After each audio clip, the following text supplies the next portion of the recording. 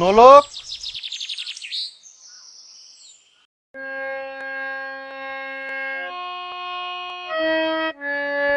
যারা কণ্ঠের স্বর প্রয়োগ করে কথা বলতে পারে না, আমরা সাধারণত তাদেরকেই বোবা বলি। কিন্তু সমাজের অবনতি, নির্যাতন দেখে যারা চুপ করে বসে থাকে, তাদেরকে আমরা কখনোই বোবা বলি না।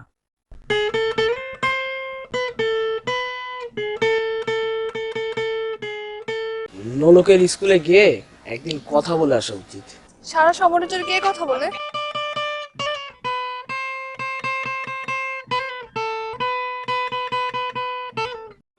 অরণ্যা কেডা? ওই মাইয়ার প্রেমিক।